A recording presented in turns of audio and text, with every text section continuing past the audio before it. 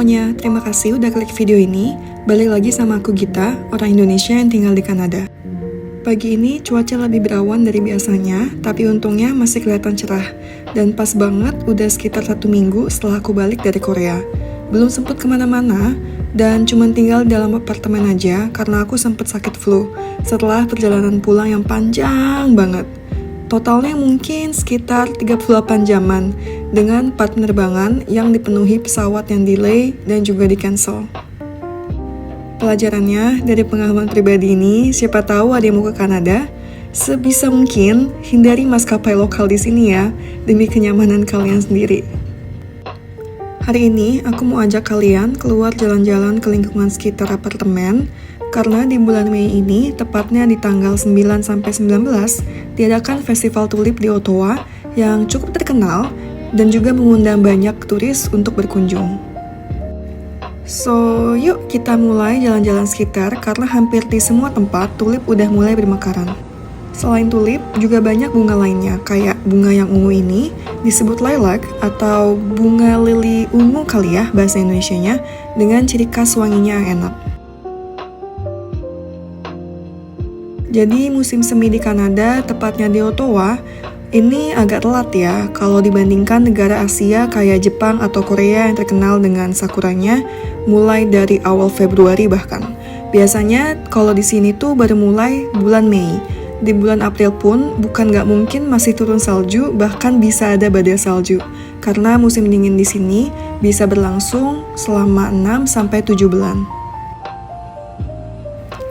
Anyway, fun fact tentang Ottawa sebagai ibu kota Kanada itu terkenal sebagai kota dengan tingkat pendidikan yang paling tinggi. Dari data sensus tahun 2021, sebanyak 49,5% orang berusia 25 sampai 64 tahun di Ottawa punya gelar sarjana atau lebih tinggi, dibandingin dengan 32,9% di seluruh Kanada. Selain itu, kebanyakan orang di sini kerja sebagai pegawai pemerintah federal. Nah, apalagi karena aku tinggal di daerah downtown, jadi di sekitar apartemen ini adalah kawasan perkantoran pemerintah, yang pastinya mendukung infrastruktur dan juga level keamanan yang lebih baik dibanding kota-kota di Ottawa yang lain. Gedung di sana itu namanya Confederation Building atau Gedung Konfederasi, yang adalah gedung pemerintahan yang didesain dengan gaya chateau. Chateau ini sendiri artinya kastil dalam bahasa Perancis. Jadi ini gaya arsitektur yang terinspirasi dari kastil-kastil mewah di Perancis zaman dulu. Ciri-cirinya biasanya itu atapnya tinggi dan runcing, ada menara kecil kayak kastil di dongeng, banyak ukiran atau hiasan batu yang detail, jendela loteng, dan juga bangunannya kelihatan simetris dan megah. Ini adalah ciri khas dari bangunan-bangunan pemerintah di Ottawa. Gaya chateau ini bikin Ottawa kelihatan unik dan nasionalis, terutama buat nunjukin sisi warisan budaya Prancis di Kanada. Plus, cocok banget buat jadi wajah ibu kota negara yang mesti kelihatan berkelas dan berwibawa. Nah, di sini adalah taman terdekat yang punya satu area tulip yang cantik banget. Sejujurnya, aku udah agak telat dan kelewat waktu mekarnya yang full bloom, yang sepertinya itu minggu kemarin, tapi tetap cantik kan, warnanya vibran dan bunganya rimbun banget.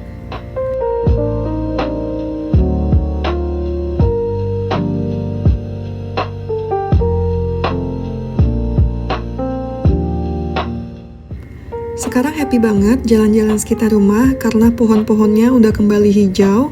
Beda banget waktu terakhir aku berangkat Korea itu masih kering semuanya dan kadang masih ada tumpukan salju. Nah, dan angsa di sini adalah angsa ikonik dari Kanada yang namanya Canada Goose. Tapi mereka bukan sembarang unggas karena mereka ini dilindungi sama undang-undang federal. Peraturannya dibuat berdasarkan perjanjian internasional dengan Amerika Serikat. Tujuannya melindungi burung-burung yang bermigrasi dan habitatnya, termasuk angsa Kanada ini. Jadi nggak boleh nyakitin atau ngebunuh mereka tanpa izin resmi. Jadi walaupun mereka terkenal agresif bahkan ke manusia, tapi nggak ada yang berani buat ngusir atau nyentuh mereka secara langsung.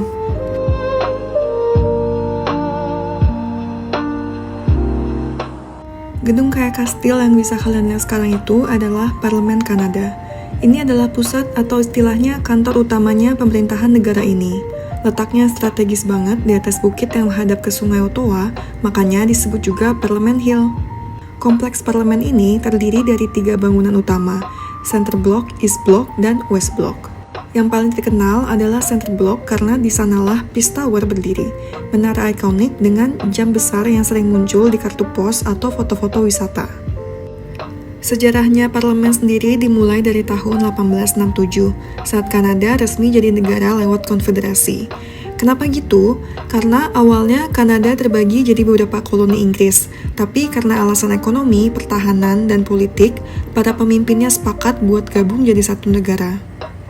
Ottawa sendiri dipilih sebagai ibu kota oleh Ratu Victoria, yaitu ratunya Inggris saat itu, karena letaknya netral antara Ontario dan Quebec, serta dianggap cukup jauh dari potensi serangan militer dari Amerika Serikat pada masa itu.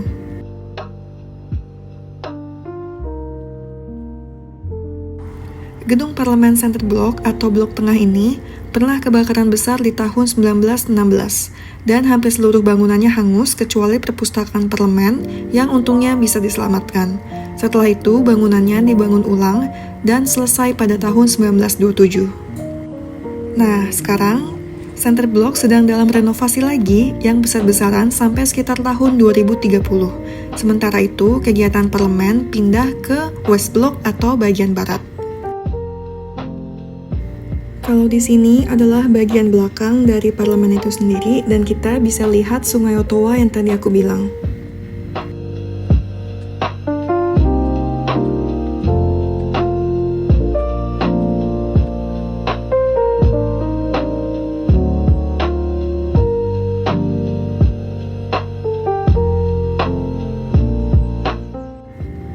Nah, di seberang sungai itu sebenarnya udah masuk provinsi lain yang disebut Quebec dan kotanya bernama Gatineau. Kebanyakan orang udah mulai banyak yang ngomong Perancis di sana dibandingkan di Ottawa. Jadi walaupun kita bisa nyebrang dengan jembatan jalan kaki, tapi nanti di sana suasananya udah bisa kerasa beda lagi.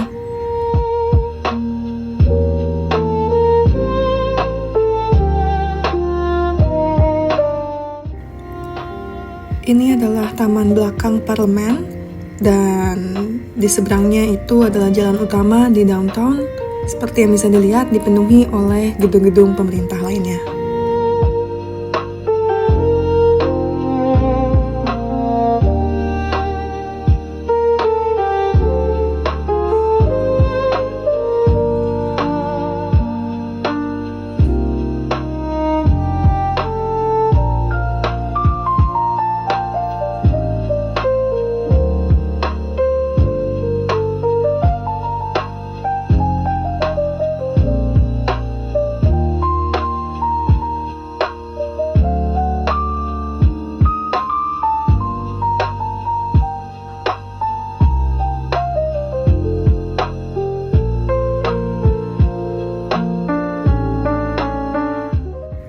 Ini adalah salah satu bagian yang jadi favorit aku karena di sini kita bisa lihat pemandangannya yang sangat luas dan juga sepi tempatnya, jadi sangat cocok untuk waktu me time.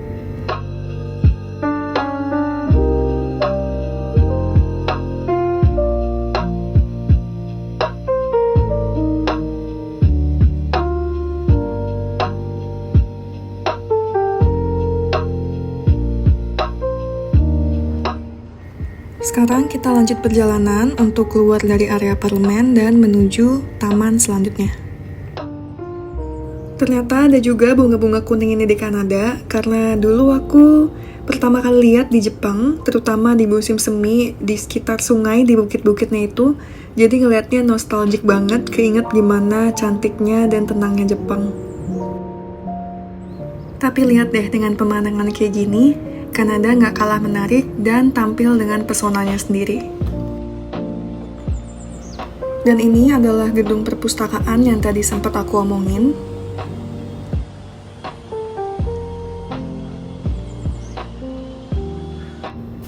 Ternyata banyak banget bunga lilac yang lagi mekar di belakang ini. Beruntung banget aku milih jalan di sini juga. Jadi ini tuh wanginya semerbak banget di sekitarnya. Bikin suasananya makin segar sambil jalan kaki.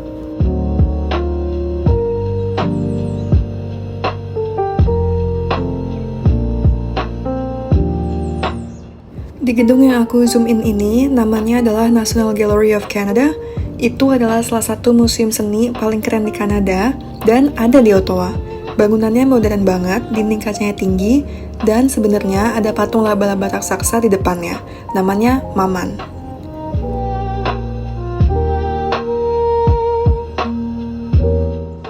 Dan ini adalah taman yang akan kita datengin selanjutnya.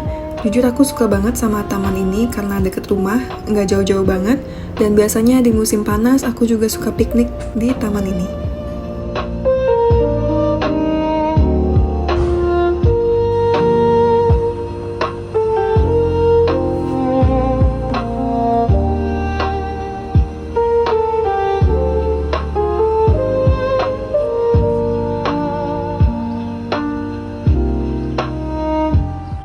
Nah, di sebelah parlemen, kamu bisa jalan lewat tangga ini, dan kamu bisa nemuin Rideau Canal, terusan air paling terkenal di Ottawa. Tempat ini keren banget karena di musim panas jadi tempat santai buat jalan-jalan, naik kano atau sewa boat, tapi di musim dingin berubah jadi arena seluncur es terpanjang di dunia. Nah, sebelahnya ini ada hotel bernama Fairmont Chateau Laurier. Nah, itu tuh hotel bersejarah yang kelihatan kayak kastil Eropa. Dibuka tahun 1912 dan dulunya sering dipakai buat acara penting pemerintah dan tamu-tamu kerajaan. Lokasinya juga strategis banget, deket parlemen, deket kanal, dan juga pusat kota.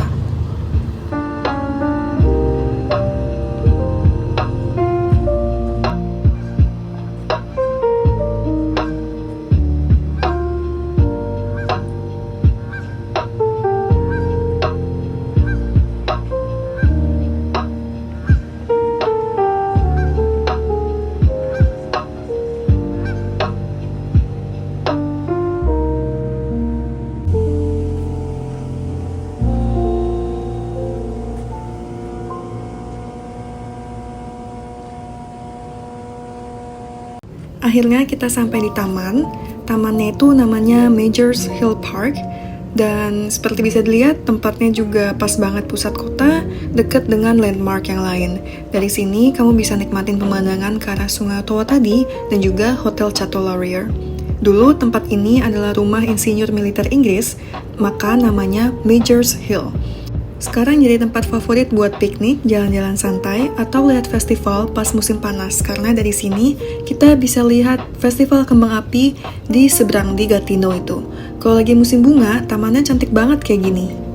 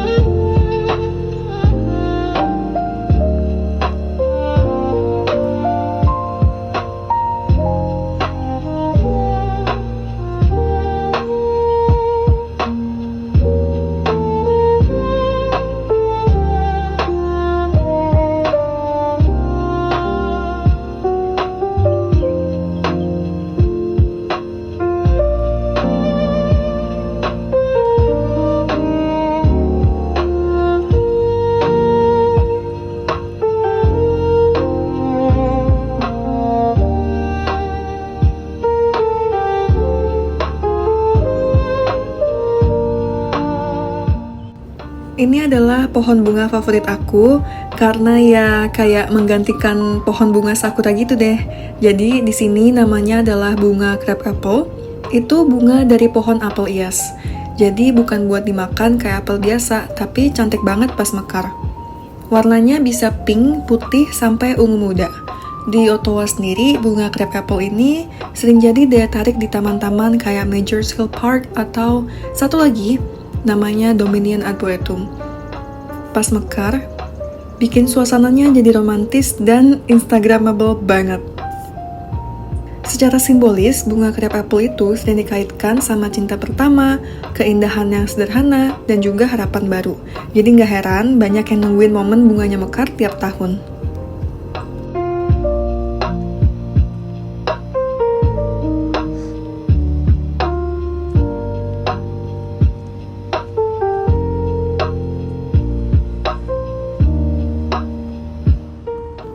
Di pelosok lainnya, kalau kamu jalan terus kayak gini, kamu udah bisa lihat bagian bawahnya itu udah ada beberapa petak bunga yang warnanya terang banget. Nah, itu adalah kumpulan bunga tulip di Tulip Festival ini. Bunganya dan tempatnya udah cukup memuaskan sih ya buat aku, padahal ini masih belum taman utama di mana festival diadakan. Jadi tunggu ya, setelah ini kita langsung ke sana.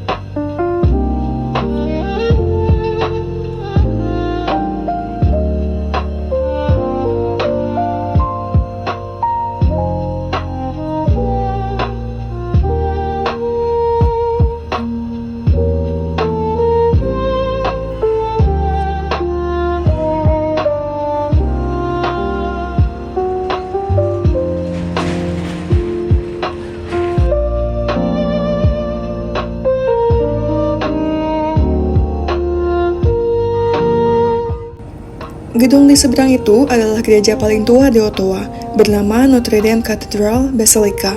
Dibangun tahun 1840-an, gereja ini punya menara perak yang khas dan interior cantik penuh kaca patri dan ukiran. Tempat ini bukan cuma buat ibadah, tapi juga sering dipakai untuk konser dan acara budaya. Sekarang kita ke arah pulang dan kita akan segera berangkat ke taman selanjutnya.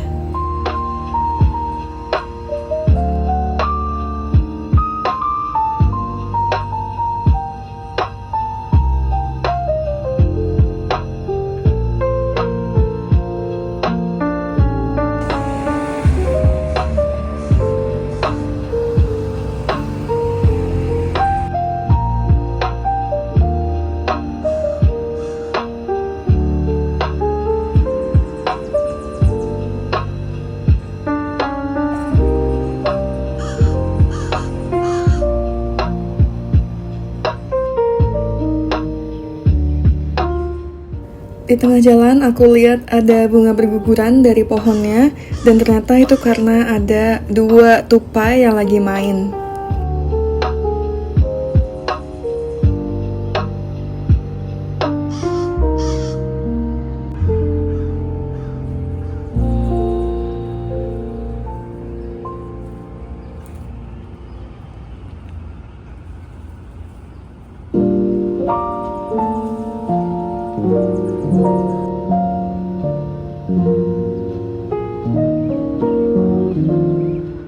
Sekarang kita udah ada di lokasi selanjutnya dan tempatnya itu sebenarnya lumayan jauh, jadi tadi aku butuh untuk naik kereta dulu dan sekarang baru keluar dari stasiunnya.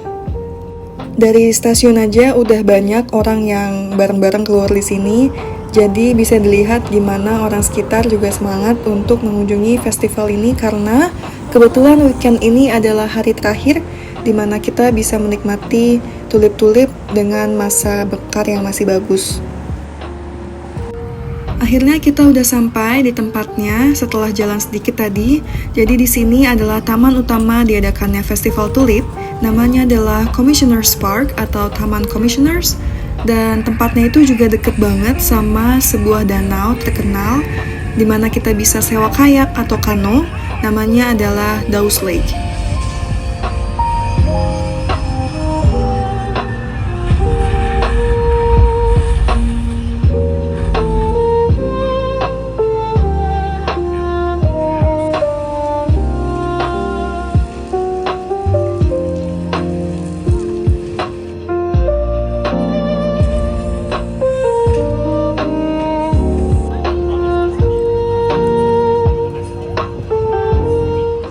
Selain tentunya ratusan ribu bunga tulip warna-warni yang ditanam di sini.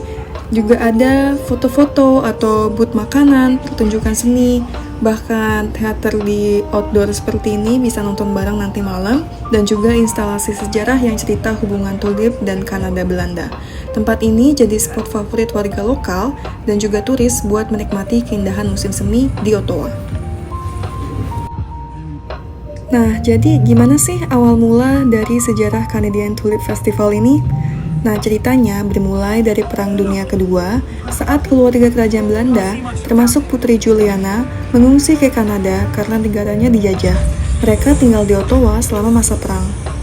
Saat Putri Juliana ini melahirkan anaknya di rumah sakit Ottawa, pemerintah Kanada bahkan sementara menyatakan ruang bersalin itu sebagai wilayah Belanda, supaya sang anak tetap dianggap warga negara Belanda.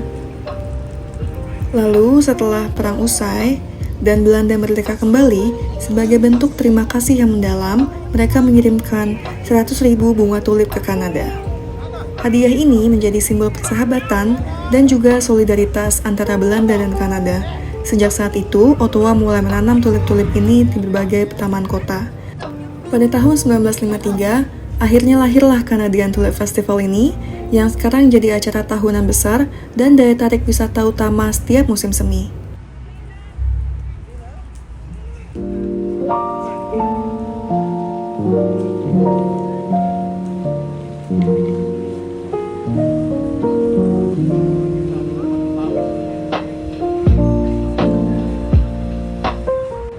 Ngomong-ngomong, ini adalah varian lainnya dari pohon crab apple yang tadi aku jelasin, warna pink.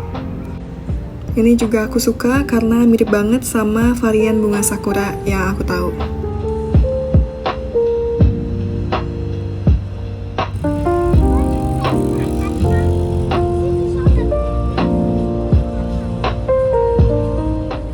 Di seberang ini adalah danau yang tadi aku bilang bernama Dawes Lake, bagian dari Rideau Canal juga, dan ini sebenarnya adalah danau buatan. Tempat ini tetap jadi salah satu spot favorit bagi warga dan juga turis, terutama musim semi dan panas. Apa aja sih yang sebenarnya bisa dilakukan di Dawes Lake? Sebenarnya itu tergantung setiap musimnya. Contohnya kayak musim semi sekarang, tentunya jadi pusat perhatian karena ada Tulip Festival. Dan di musim panas, seperti tadi aku bilang, juga banyak orang menyewa kano, kayak, atau paddleboat langsung di danaunya, atau sekedar bersepeda atau piknik di sekelilingnya.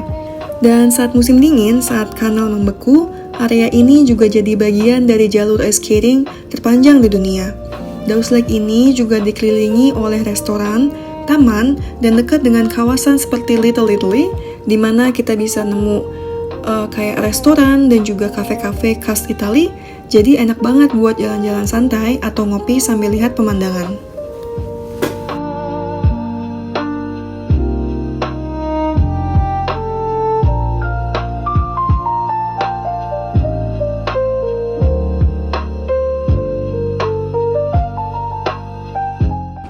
Kita balik lagi ke daerah tulip, dan di sini kita bisa lihat ada beberapa kotak warna ungu itu yang sebenarnya adalah toilet portable. Jadi ini biasanya selalu ada di acara festival atau di tempat-tempat ramai.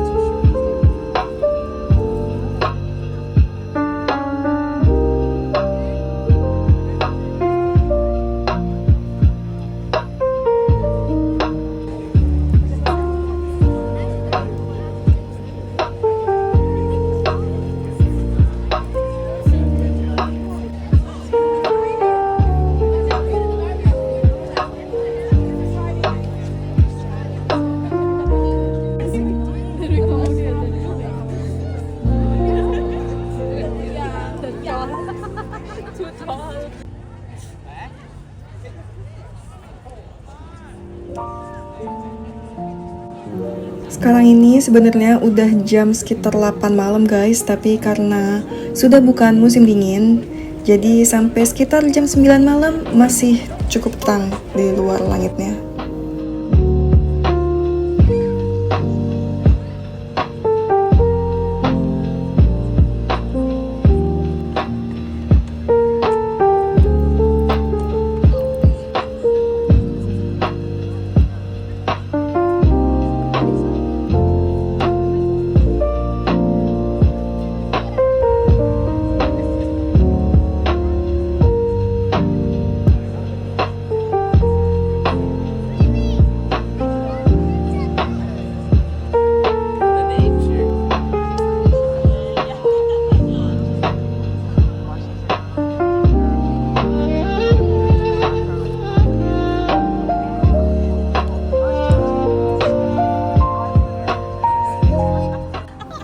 Oke, akhirnya udah balik lagi ke perjalanan pulang karena sumpah semakin gelap, semakin banyak nyamuknya, dan nyamuk Kanada itu gede-gede banget. Sorry banget tadi aku lupa untuk video nyamuknya, padahal aku banyak udah matiin nyamuk, kayaknya lebih dari 10. Nyamuk di sini tuh biasanya cuman muncul pas musim panas gini sih, pas udah maghrib gitu ya. Dan mereka tuh gede banget ukurannya, suka hinggap di kulit tapi nggak gercep kayak nyamuk Indo buat ngambil darahnya. Malah mereka tuh kayak yaudah hinggap aja gitu dan gampang banget untuk diteplak atau dimatiin. By the way, ini adalah tempat nongkrong baru di mana kita bisa duduk menikmati pemandangan danau, dan kayaknya baru dibuat juga sih untuk festival ini. Ini adalah instalasi lainnya yang dibuat terutama untuk memeriahkan Tulip Festival di saat udah waktu malam. Jadi mereka pakai berbagai macam lights yang dihias di pohon-pohon palsu ini. Ada juga karya yang dibuat dari bahan recycle, dari kayak botol-botol plastik dan lainnya supaya menjadi serupa dengan tanaman atau pohon-pohon.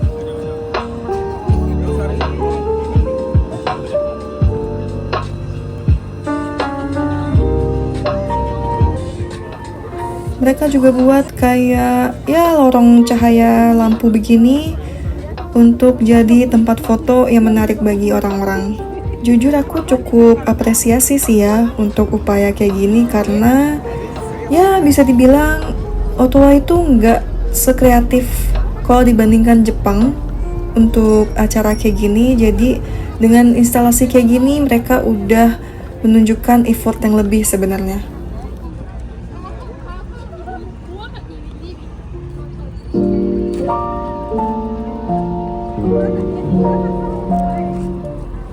Oke, jadi itu adalah akhir dari perjalanan kita hari ini. Semoga teman-teman semua bisa enjoy juga dan sampai ketemu di hari-hari selanjutnya. Bye!